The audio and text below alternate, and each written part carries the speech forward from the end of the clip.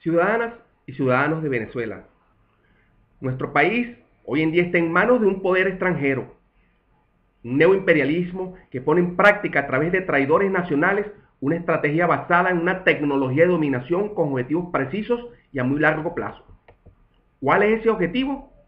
El sometimiento y la esclavitud disimulada de nuestra nación, hundiéndola en bajos niveles emocionales, tales como el odio, la apatía, el miedo, en la resignación, en el dolor y en niveles de escasez que obliguen a sus habitantes a pensar en la supervivencia diaria en vez de hacerlo hacia metas superlativas de progreso, bienestar y felicidad, así como de no prestar la debida atención a lo que acontece y realmente sucede, de manera que les sea fácil y sin gran oposición succionar como un parásito nuestros recursos y nuestras riquezas. Esta estrategia no da la cara, no necesita ejecutores inteligentes ni capaces, sino obedientes. No improvisa, sigue una agenda, actúa a través de hilos de comunicación que dictan instrucciones precisas a sus títeres ejecutores para imponerse a los acontecimientos presentes y venideros. Es astuta, tiene mucha experiencia, fundamenta sus acciones en leyes y principios muy antiguos solamente manejados por élites, por lo tanto, poco conocidos. Por eso es que estamos obligados a entender en su total dimensión su manera de proceder para saber a ciencia cierta a qué nos estamos enfrentando. Solo conociéndola es que existirá una pequeñísima posibilidad de vencerla. Primero, la principal característica en que basa su ejecución es en el principio de dividir para debilitar y vencer. Se aprovecha del pensamiento natural egoísta de muchos individuos de competir con los miembros de su grupo, de tener la razón, de querer ser diferentes, de no dar su brazo a torcer, de no querer ser controlados, etc. Pero esto en tiempos normales, si se quiere, es positivo y es parte del juego de la vida. Pero bajo esta situación, hoy en día, dispersa la fuerza y anula la posibilidad de un propósito común. Vean y observen cómo Venezuela ha estado y está dividida. Por eso es que María Corina, Leopoldo López, Enrique Capriles, Diego Arria, Mesa de la Unidad Democrática, políticos y miembros de los partidos políticos de Venezuela, hermanos de las Fuerzas Armadas, educadores, trabajadores, estudiantes, ciudadano común de por estas calles, hermano chavista, esta lucha no es solo contra el gobierno, es contra un invasor extranjero que actúa a través del gobierno. Es contra una bota extranjera que nos oprime. Por lo tanto, hay que tener claro algo. Una ocupación extranjera no se enfrenta con un país dividido. Hacerlo es fracasar. Punto. Estamos obligados por nuestros hijos a limar y olvidar diferencias, a unirnos para luego entonces enfrentar y expulsar al invasor. El segundo principio en que se apoya esta estrategia es en el hecho de que los seres vivos no estamos capacitados para responder ante cambios graduales en nuestro entorno o medio ambiente. Reaccionamos ante cambios bruscos, pero estamos indefensos ante cambios lentos y paulatinos como el surgimiento de una enfermedad grave, el deterioro de una relación o de las condiciones de trabajo, etc. Esto es conocido como el principio de la rana hervida. Las acciones de esta estrategia son implementadas lentamente y esparcidas a lo largo del tiempo. Proceden de puntillas, a escondidas y descalzos. Es decir, no percibimos su andar, su movimiento y mucho menos a dónde quieren ir. Únicamente nos damos cuenta cuando llegaron y ya es demasiado tarde. Una acción aparentemente aislada hoy, con signo de ser un error o una ineptitud de su ejecutor, tienen sus razones y objetivos precisos y a largo plazo. Sus ejecutores podrán ser ineptos e incapaces, pero la tecnología es sabia, astuta y letal, casi infalible, y este casi es nuestro único camino. Se apoya con la distracción y las cortinas de humo, lo que significa realizar acciones distractoras aparentemente ingenuas, casuales o que simulan errores, muchas veces relacionadas a problemas prioritarios a la supervivencia diaria para llamar más la atención, para entonces dar un pasito y así avanzar en el gran megaplan de dominación. La destrucción del aparato productivo de la nación no es casualidad.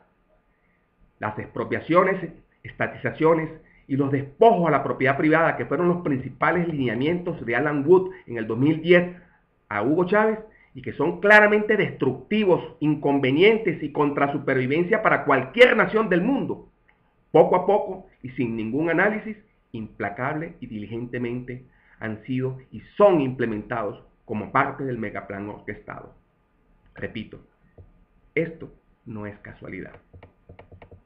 De la misma manera, el caos del grave problema de la delincuencia, con sus consecuencias y su incorrecto manejo, no es un hecho accidental producto de malas políticas con visión humanitaria. A pesar de las apariencias, es un efectivo mecanismo para la autodestrucción de la sociedad y la creación de los mencionados niveles energéticos bajos, causados por el miedo y la zozobra que producen el peligro constante y la amenaza de la pérdida de la vida y de la propiedad. Todo esto a la vez que crea un problema prioritario para distraer y ocupar tanto la atención del país como de los medios, de los periodistas y de los políticos y dirigentes, mientras la agenda avanza. Por eso es que lejos de ser resuelto, sorpresivamente, las medidas que se toman lo profundizan. Un tercer principio en que se apoya y utiliza ampliamente esta tecnología en el resto de su proceder es en el hecho de que el ser humano por naturaleza y como cualquier ser vivo busca sobrevivir y mantenerse vivo como prioridad instintiva. Esta función la ejecuta la mente instintiva o animal, la cual actúa bajo la simple compulsión de alejarse del dolor y buscar el placer. Esto es conocido como el principio de la supervivencia. Por cierto, esto no lo hacemos nosotros con nuestra mente racional, porque nosotros muchas veces optamos por el dolor presente para buscar un futuro placentero. Por ejemplo, optamos por trabajar duro, optamos por sacar una carrera universitaria con el objetivo futuro de mejorar nuestras condiciones de vida. Y esto, obviamente, choca con los intereses o la visión de la mente instintiva. Y esta es la naturaleza y la razón de las grandes contradicciones y del gran problema interno del ser humano. En este sentido, la estrategia consiste en causar un gran y contundente dolor, de manera de impactar la mente colectiva, animal, así como la individual, y hacer que los individuos instintivamente se alejen de ese mismo tipo de situación o una parecida que causó ese gran dolor. En palabras sencillas, la represión brutal de manifestaciones y el encarcelamiento de dirigentes, políticos y participantes, así como su tortura, genera un mensaje claro de peligro y de contrasupervivencia a la mente instintiva de cada persona, por lo que hace que ésta decida compulsivamente, bajo la justificación que sea, ya sea que la persona lo diga que lo hace por sus hijos, por su familia, que fue el único pendejo que salió a protestar, que cuando él estaba preso nadie hizo nada, que lo pueden matar, por la razón que sea, etc. Como dije, para que decida compulsivamente alejarse de esa acción o lugar que causó ese gran dolor, ya sea él o un miembro del grupo. Es lo mismo, pues.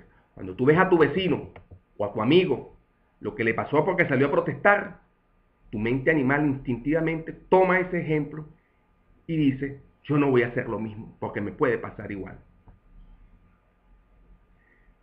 Pregúntele si esto no funciona al señor Álvarez Paz, a los generales presos como Antonio Rivero, Ramón Lozada, a los dirigentes sindicales y a los manifestantes detenidos de muchas protestas reprimidas brutalmente por la policía y la guardia, a los tantos estudiantes reprimidos. Se activan las familias, los organismos de derechos humanos, colegas, etc. A la final salen, pero después ellos y los de su entorno se quedan tranquilitos y no lo vuelven a hacer. Esta es la razón de que las protestas en la calle deben de ser administradas y, si se quiere, evitadas. Óigalo bien, las protestas en la calle deben de ser evitadas, por lo menos por ahora. De manera de no dar excusas a la tecnología para dar otro golpe adormecedor a la gran mente colectiva. Hacer algo en contra de este gobierno no es precisamente protestar, al menos por ahora, como lo dije. Las fortalezas hay que guardarlas para una gran protesta, pasiva y sin retorno, no violenta. Repito, tomar conciencia de la real situación. Organización y asamblea, sí. Pero la protesta en la calle no es la opción, es lo que ellos desean. Guardemos las energías. Cuarto, en base a este mismo principio de la supervivencia, en la que cada ser individual en su mayoría busca en prioridad sus propios beneficios y su propio placer, entonces, en la medida en que pueden, sobornan y negocian con algunos nacionales, tanto de la oposición como empresarios, políticos, y con esto surge la disposición a seguir el juego y los aparentes triunfos y conquistas que calman los ánimos y hacen que se baje la guardia mientras que la implementación de la estrategia continúa. Parafrasemos esto: los pequeños triunfos electorales en los que no nos hacen fraude no son conquistas, es anestesia. Del mismo modo como necesitan verse apoyados por líderes y modeladores de opinión para demostrar popularidad e influencia en las masas, a los que apoyan al gobierno debido a su desconocimiento o por simple sinvergüenzura, los colocan en cargos claves y los colman de beneficios, de manera que les sea muy difícil y costoso renunciar o separarse de la corrupción, del engaño y de la destrucción que claramente son testigos, porque inicialmente entran por idealismo, pero inmediatamente se dan cuenta de que la realidad es otra. Y entonces tienen dos opciones normalmente: morir callado o participar de la corrupción. Algunos por principios abandonan, pero otras veces el rechazo del bando contrario los hace continuar con la única opción que los acepta y los protege. Quinto, como las grandes mayorías de la sociedad tradicionalmente han sido explotadas por las élites económicas, exacerban y manipulan en las masas sentimientos de odio hacia las clases productoras y pudientes, además que las compran, otorgándoles beneficios gratuitos para mantenerlas de su parte y, por supuesto, calmadas. Esto no es precisamente algo original, ya que esas mismas élites también lo han hecho en el pasado, pero es importante mencionarlo. Mercal, Misión Vivienda, becas, ayudas a familiares de presos, embarazadas, etc. Todo ejecutado con la excusa y la etiqueta de lo social, pero el objetivo es comprar conciencias. Otras acciones colaterales son los inocuos y aparentemente bien intencionados cambios de leyes dirigidas a legislar en materia de mujeres, niños y adolescentes con la excusa de protegerlos. El objetivo escondido es profundizar el libertinaje, la falta de principios, valores y la destrucción de los individuos a través del ataque certero al corazón de la célula fundamental de la sociedad, como lo es la familia. Darle todos los derechos a una madre en un proceso de divorcio sin proteger a los del padre es desequilibrar y dividir a la familia, afectando directa y emocionalmente a los hijos y creando las bases para un crecimiento con resentimientos y decisiones equivocadas, como lo son la droga, la delincuencia, el alcohol y la promiscuidad. Del mismo modo, ser totalmente permisivos con los niños y adolescentes por el hecho de que son menores de edad produce el desarrollo de individuos sin formación, sin principios y con falsos valores. Por ejemplo, es totalmente inconcebible, incorrecto y contra supervivencia para una sociedad que un joven quede impune ante un ataque o falta de respeto a un profesor o a un maestro. El objetivo es claro: la destrucción de la sociedad, ya que esos niños y jóvenes de hoy son los adultos del mañana, quienes serán incapaces, borregos y fáciles de dominar, así como, por supuesto, los padres mediocres de sus hijos. Simplemente una necrosa espiral descendiente. Del mismo modo que los cambios indefensos en los textos escolares, estos tienen los mismos objetivos: la disminución de las capacidades del adulto del mañana. Un individuo, por más inteligente y estudiado que sea, con información falsa y manipulada, todas sus conclusiones serán igualmente erradas. La presencia subrepticia de militares cubanos e inclusive generales dictando instrucciones y vigilando en las Fuerzas Armadas es la obvia implementación del plan. Los cubanos en las Fuerzas Armadas son los archiconocidos oficiales políticos de la Unión Soviética. Su función es hacer que las órdenes se cumplan, así como detectar cualquier disidente u oposición, para apartarla y, por supuesto, agredirla y dar una dura y pública lección de manera de que los demás no lo hagan. El objetivo es concreto: destruir con la acción de propios nacionales el aparato productivo de la nación y hundirle en la apatía a la mayoría de la población. Para esto saben que necesitan contar con el apoyo de una pequeña porción de esa misma población y por eso benefician generosamente a ese pequeño porcentaje. Ejemplos en la historia de esto: Corea del Norte, la ex Unión Soviética, Cuba, la antigua Alemania Oriental, China, Vietnam. Todos son ejemplos de grandes mayorías sometidas y esclavizadas, manejadas por un pequeño porcentaje de sus coterráneos que controlan e imponen la represión, el terror y la apatía en la sociedad. El principio es sencillo: para controlar a 100, se favorecen a 20 de esos 100 y se ahorran los costos y los problemas de personal. Recuerden la misma policía judía, los capos en los campos de concentración nazis. Todo basado en el principio de la supervivencia, de que cada individuo busca egoístamente y como un animal su propia supervivencia y su beneficio unilateral, en desventaja y sin importarle el beneficio de los demás. En resumen, ninguno de estos aparentes hechos aislados y sin conexión son fortuitos. Tienen un objetivo claro y definido, el cual es minar o destruir profundamente los principios, valores y la fortaleza vital y emocional de una sociedad para que ésta sea sumisa y fácil de manipular y someter. Obviamente que con objetivos y razones económicas. Ciudadanas y ciudadanos de Venezuela, hermanos, estas son las principales características estructurales de esta tecnología de dominación. Nuestra obligación es conocerla y entenderla para entonces poder cuidarnos y combatirla. En este sentido, es fundamental que todos los venezolanos que queremos un país libre, soberano y sin injerencia extranjera del tipo que sea, comprenda y sepa cuál es la realidad de Venezuela hoy y a qué nos estamos enfrentando. Para finalizar, quiero dirigirme a ti, amigo chavista, si es que llegaste a ver esto y llegaste al final de este video. Yo puedo entender tu posición justa de estar en contra del imperio americano y de tener una gran rabia acumulada contra las clases pudientes explotadoras que únicamente se han preocupado de su beneficio particular y egoísta. Pero la situación de ahora, lejos de ser diferente, es más grave y destructiva. Tú mismo lo puedes constatar. Por eso apelo a tus convicciones, a tu patriotismo, a tu verdadero nacionalismo.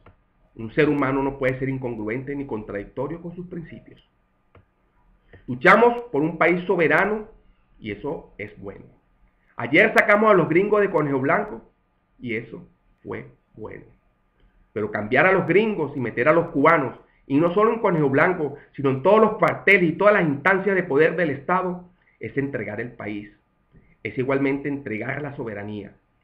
Y eso va en contra de tus hijos como de los míos. Eso nos daña tanto a nosotros como a nuestras nuevas generaciones. Porque la clase pudiente y explotadora emigra y se va. Recuérdalo. Vuelve a ser venezolano y patriota y cumple con tus antiguos principios y convicciones. Di no a la presencia extranjera opresora en la patria de Bolívar. Muchas gracias por tu atención.